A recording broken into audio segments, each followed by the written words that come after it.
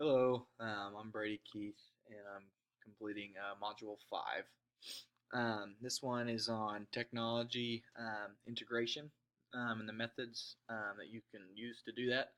And so, kind of what I've done is I've just, I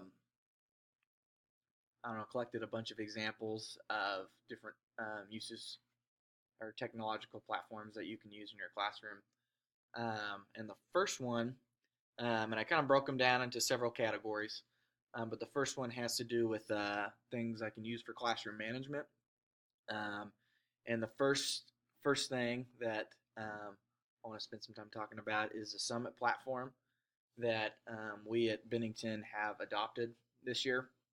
Um, there's a couple of really cool things about it. The first one is, and if you don't know anything about the Summit platform, I'm sorry if this doesn't make a lot of sense, but it's why I really like it. It's like an organizational tool. So like right here, I have all my projects for my seventh grade kids, or in other words, projects is the same thing as like a unit. And so I have all that right here. And here's the ones that we've done in the past, and here's the ones that we're going to do in the future. So like right now, a project we're working on, or the unit we're in, is over the true story of Anne Frank. Um, and so if I click on this, um, and I go to overview, it has everything the kids will be doing right here, all their assignments, and everything they can turn in for me is all right in one spot. And then they see a screen similar to this. And right here it just has an overview of what we're going to be doing in the project, the essential questions we'll be answering, enduring understanding, description, yada yada. And these are the assignments that they'll do. They have numbers right here according to the order that they're in, and then you come down here and it has the final products or the things that I assess them on. So all these assignments basically prepare them to do this stuff down here. One of them was they had to make a lesson and then teach a lesson to the class, and the other one was they had to study a scene. Like we read the whole play of the Diary of Anne Frank, and then they had to pick a scene from the play and then explain what overarching theme from the play that the scene they chose portrays. So they had to do all that as seventh graders, which I thought was pretty cool. And I guess how it has to do with technology integration is they do everything right here, and I mean for like the lesson they had to create a Prezi, which we'll go over here in a second, and they have had to do research over the lesson that they taught, and so gets them using computer technology to do research. So yeah, they got to do stuff like that.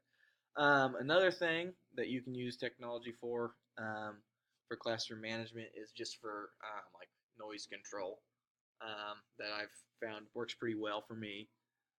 If I ever give them work time, I mean, I teach seventh and eighth graders, so naturally they'll want to talk to each other, and they'll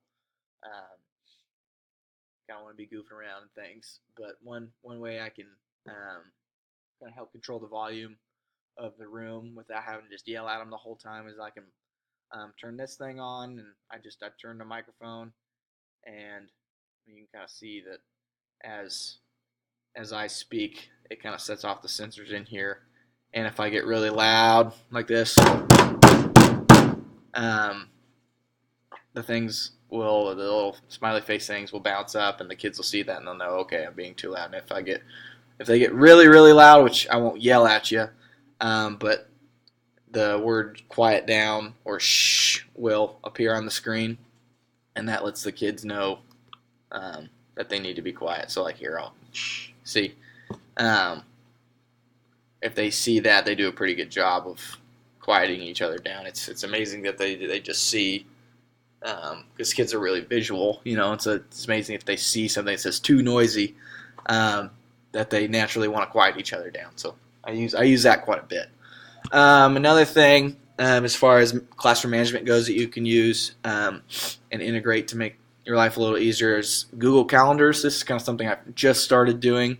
As you can see, I don't have a lot of stuff going on here, but and especially if you could like share it with your kids, so they know what's coming up and they know when things are due. And luckily for me, the Summit platform does a lot of that for me, and the kids and I see the same due dates. But if you don't have that, you could definitely use a Google Calendar.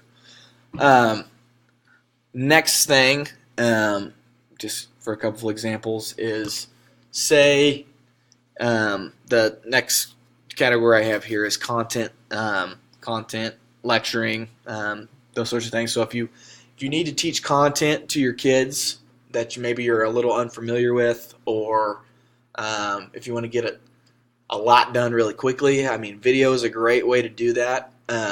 So I picked a random thing, and so say you're teaching a unit on Hemingway, and maybe you're not familiar with Hemingway, or you just want to get the kids some information that's come from an expert. You can find all kinds of stuff, and I looked up a TED Talk, and I watched some of it, and it's an expert, a guy with a PhD talking about Hemingway, and it's kids like stuff like that, because they probably get tired of listening to my voice, and so they could listen to somebody else speak. That'd be a good change for them. And another thing you could do, I mean, I'm just, like I said, I'm making all this up, but is to get away from just having them do a PowerPoint, you can have them do a Prezi. This thing disappeared on me, but let me get back there. Which is like a interactive PowerPoint, which is a lot more interesting, in that it's not just, clicking the slides over and having a bunch of words on the screen. And it's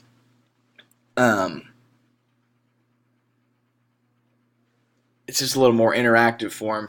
So, like, for example, like if you're giving a presentation over For Whom the Bell Tolls by Hemingway, you can kind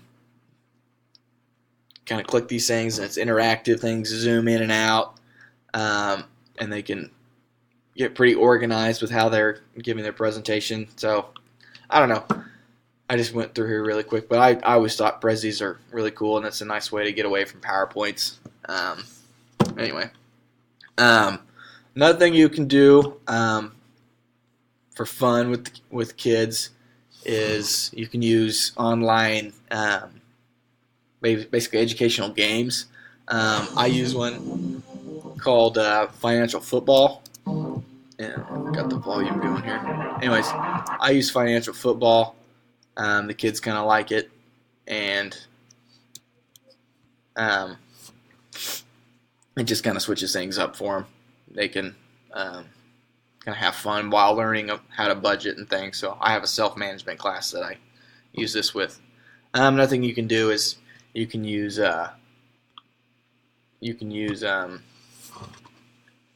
like Jeopardy for review games and stuff like that. I've done that several times. Anyway, those are just a couple things I like to use technologically or technological wise in my classroom. And as I mature as a teacher, I'm sure I'll pick up on other things that other teachers have tried that work well. But those are just some things I found in my first year that work really well for me. So, thanks.